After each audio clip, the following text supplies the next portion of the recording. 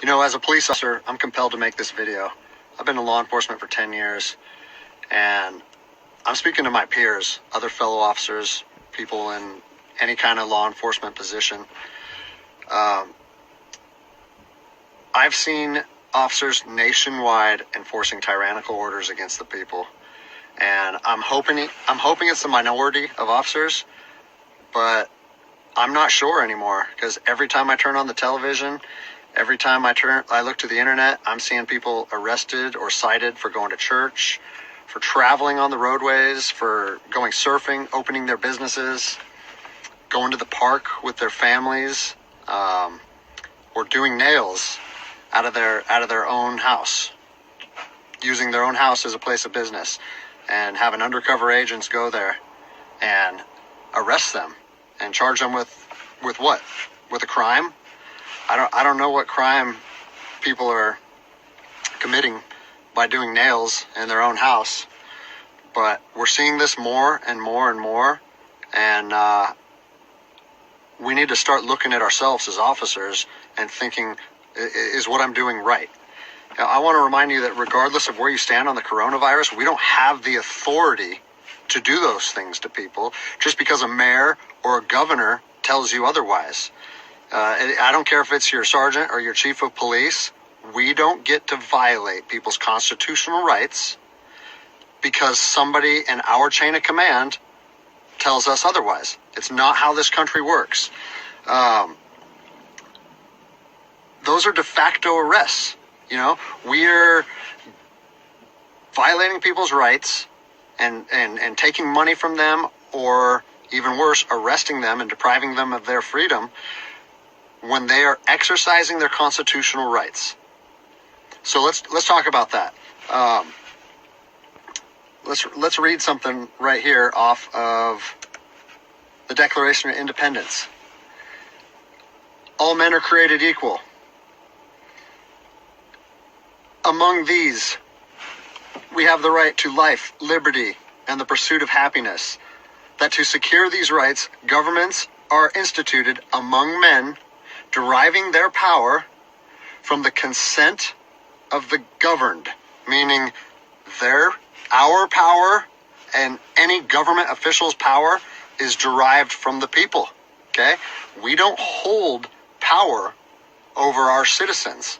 It's contradictory to everything that our country stands for. And this is what I'm seeing. First Amendment rights, telling people they can't go to church, freedom of religion. Okay? Telling people they can't protest, freedom of assembly. Fourth Amendment violations, illegal traffic stops to check for papers. What are you, the Gestapo? Is this 1930s Nazi Germany? You don't get to stop people unless you have reasonable suspicion or probable cause that they have committed a crime. And I know people that have personally been stopped saying, we want to see papers showing that you're essential. David 2, copy a phone call. That is not how our job works, okay? What really has been pissing me off lately is the fact that these officers that are going out here and enforcing these tyrannical orders, what they're doing is they're making my job and my safety, or they're putting my job and my safety at risk. Because what you're doing is you're widening the gap between public trust and law enforcement officers. And what that's going to do is it's going to, I mean, look at what's happened to law enforcement in the last 10 years. Less and less public trust, and more often than not, that is a result of isolated incidents that get blown out of proportion. Well, they're not isolated anymore. They're happening every single day. And the thing that I want you guys to realize is that our power that we hold as law enforcement officers is nothing more than a facade. It's a badge and a gun. And people, you don't realize, if you haven't lived in anarchy, if you haven't seen combat, things can be stripped from people in a heartbeat. And that's what I'm afraid of. I'm afraid that these actions are going to wake a sleeping giant, i.e. the American people, okay? They are going to be put in a position where they won't have their rights trampled anymore.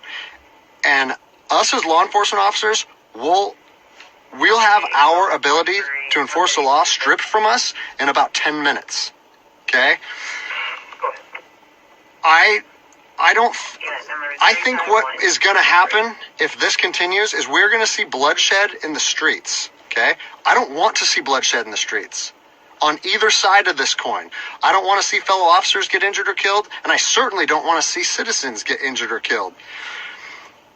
And I promise you, most of you out there doing these tyrannical acts against our citizens, you're not ready for combat. You're not mentally or physically ready for combat in the first place.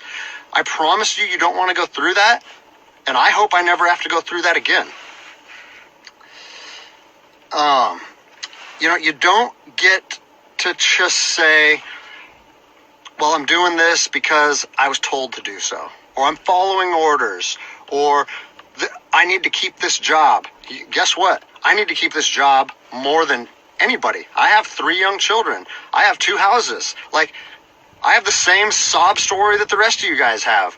But my personal choices and my living arrangements, no matter what they are, don't allow me to trample on people's rights.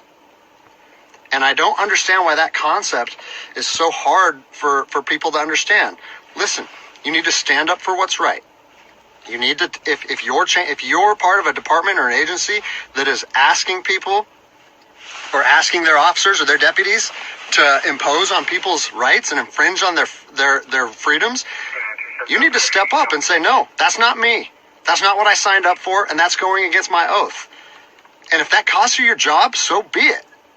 At least you'll be able to look at yourself in the mirror at night.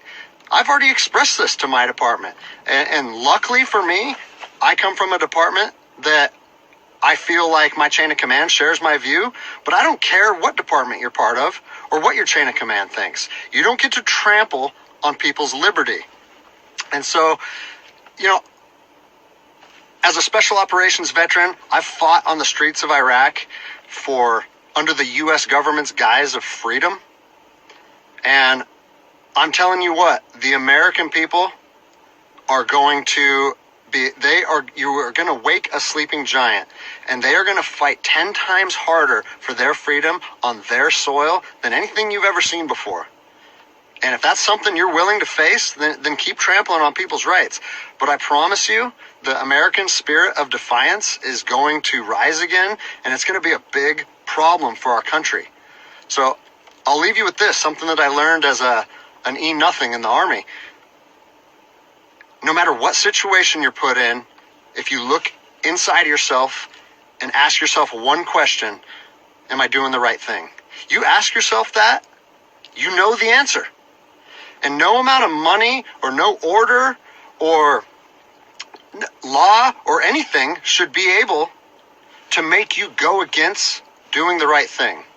So I'm imploring officers to look inside themselves and ask themselves, is this what I want to be doing to my citizens? And I think the answer is clear. And if we all stand up together, guess what? It'll be a non-issue, no factor, because people and law enforcement will be united like we should be.